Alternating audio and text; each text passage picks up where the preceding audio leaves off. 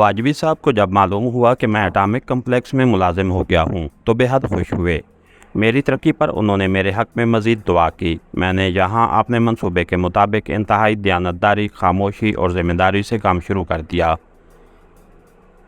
मैं वक्त पर ऑफिस जाता, वक्त पर वापस आता, जी लगा कर काम करता, किसी से फालतू बात न करता, हर एक को अदब से जोकर सलाम करता। रिसर्च ब्लॉक के लोग मेरी इज़्ज़त करने लगे।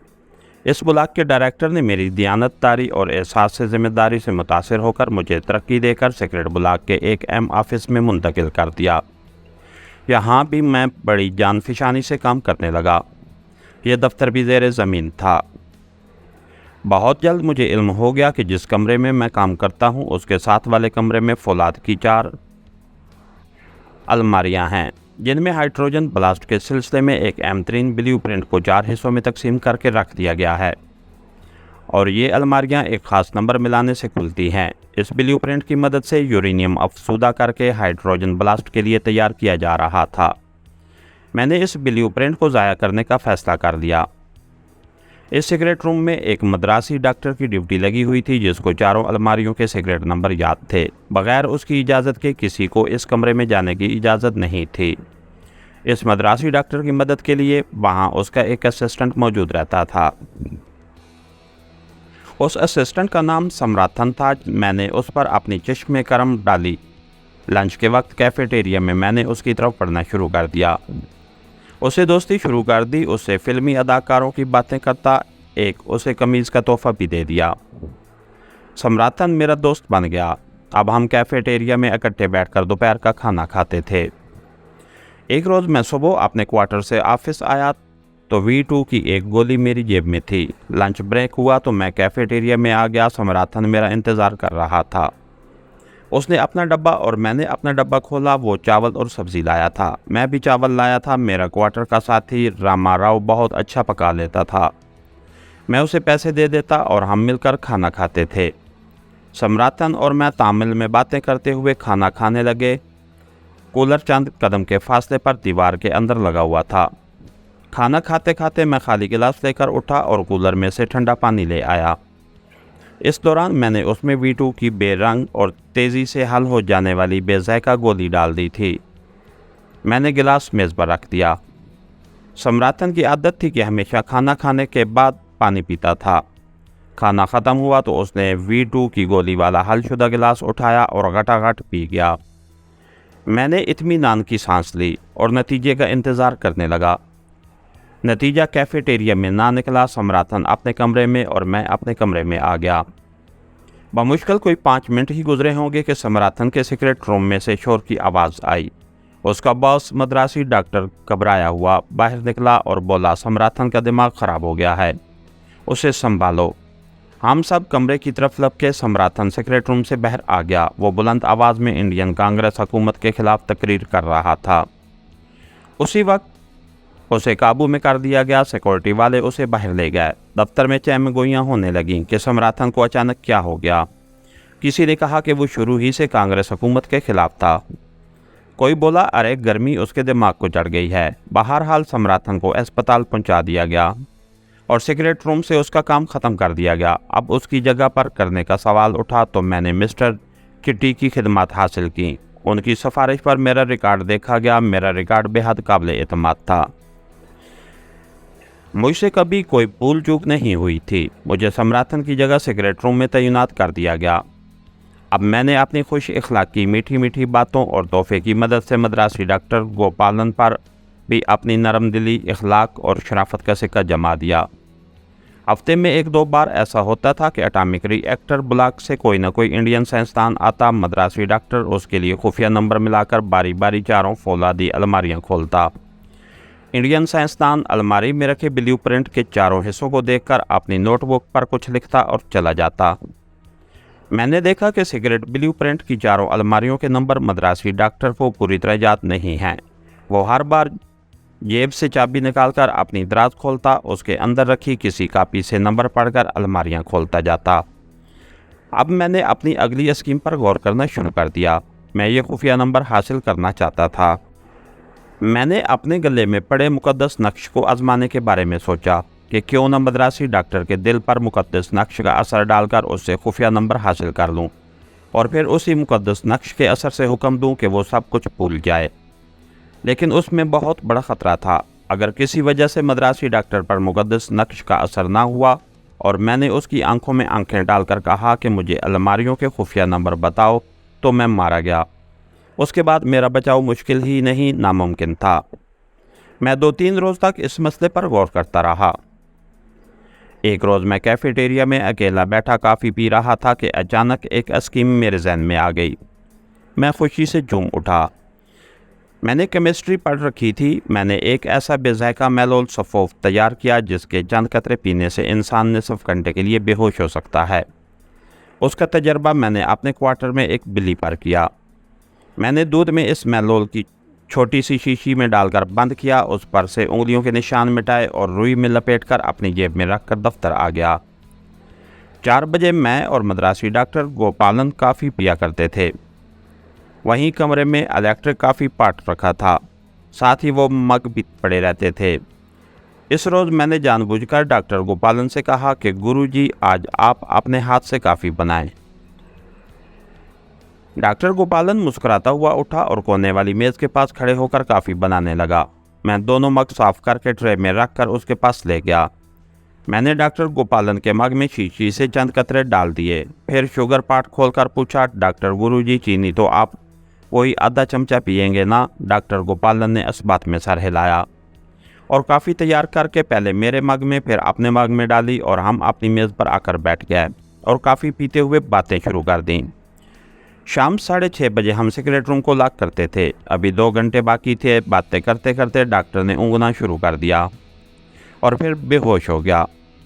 उसके मग में अभी कॉफ़ी पड़ी थी। मैंने रुमाल से उसके मग पर लगे हुए अपनी उंगलियों के निशान साफ कर दिए। उसकी जेब से चाबी निकालकर दराज खोली। कॉपी में से अलमारियों के खुफिया नंबरों की मदद से बारी बारी चारों अलमारियां खोलकर हाइड्रोजन ब्लास्ट के ब्लू प्रिंट निकालकर मेज़ पर रखे। अलमारियों को उसी तरह बंद करके नंबरों की मदद से ताले लगाए। एक बार फिर रुमाल से अलमारियों पर अपनी उंगलियों के निशान पूंछे।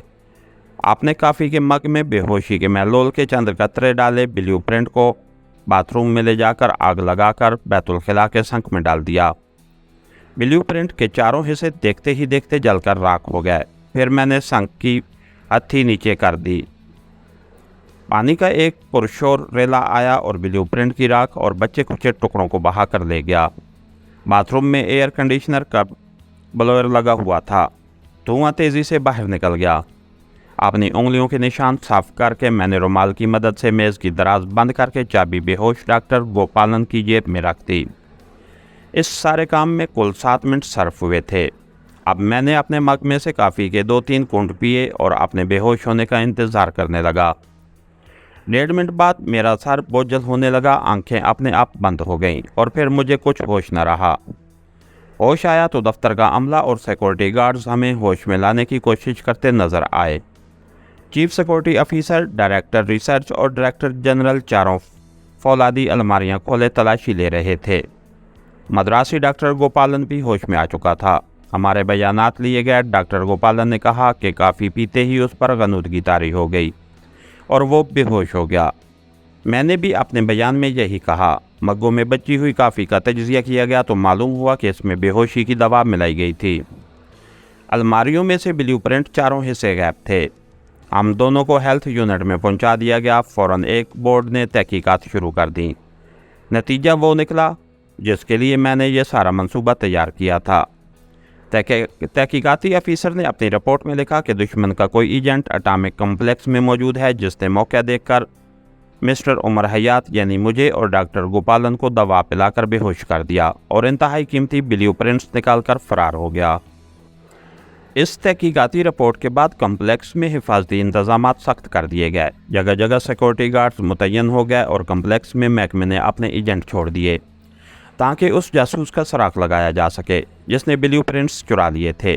मेरा ख्याल था कि मैंने मुंडा पंप एटॉमिक रिएक्टर को पाकिस्तान के खिलाफ तैयार किए जाने वाले हाइड्रोजन बम से महरूम कर दिया है, लेकिन बहुत जल्द मालूम हो गया कि मेरा ख्याल गलत है, क्योंकि इसी ब्लू प्रिंट की 2 नकलें बाबा एटॉमिक सेंटर महाराष्ट्र में मौजूद हैं और उनकी 4 कापियाँ बहुत जल्द मुंडा मुंडा पंप एटॉमिक कम्प्लेक्स में पहुंचने वाली हैं।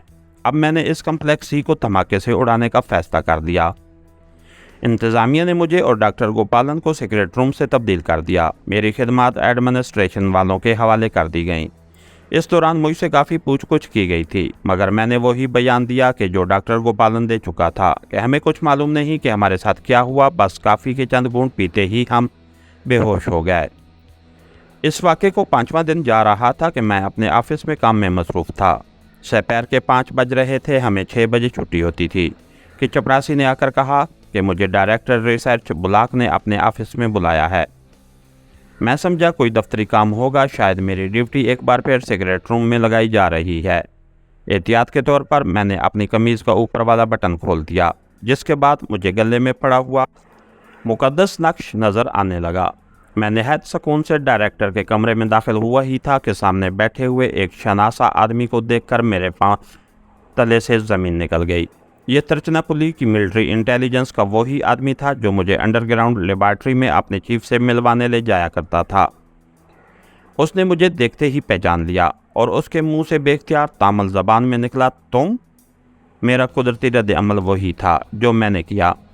दिल में कलमा तैयबा पढ़कर मैंने सीने पर लटकते मुकद्दस नक्श पर एक नज़र डाली और फिर उस शख्स की आंखों में आंखें डालकर दिल में दोहराया, तुम मुझे जानते हो, मैं तिरुचिरापल्ली में तुम्हारा दोस्त था। डायरेक्टर ने एजेंट की तरफ देखकर पूछा, आप इसे जानते हैं क्या? एजेंट के दिल की काया पलट चुकी थी। वो मुकद्दस नक्श के ज़ेरे असर था। वो खाली सी नज़रों से मेरी तरफ देखते हुए लड़खड़ाती ज़बान में बोला, हाँ मैं इसे जानता हूँ। ये तिरुचिरापल्ली में मेरा दोस्त था। मैं अभी तक तिरुचिरापल्ली के एजेंट की आंखों में आंखें डाले हुए था। मैंने एक बार फिर उसे मुखातिब करके दिल में दोहराया, इसके बाद तुम मुझे भूल जाओगे।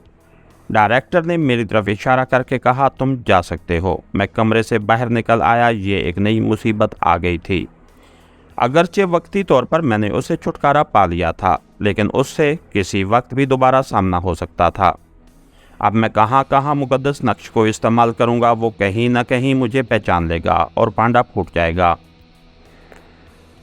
दफ्तर बंद होने में अभी पौन घंटा बाकी था। मैंने अपने साथ क्लर्क से बात की तो उसने बताया कि तिरुचिरापल्ली से मिलिट्री इंटेलिजेंस का ऑफिसर यहाँ खसूसी तहकीकात के लिए आया है। मालूम हुआ है कि वो कम्प्लेक्स में ही किसी जगह ठहरा हुआ है और अभी 1 हफ्ते तक यहाँ रहकर तफ्तीश करेगा।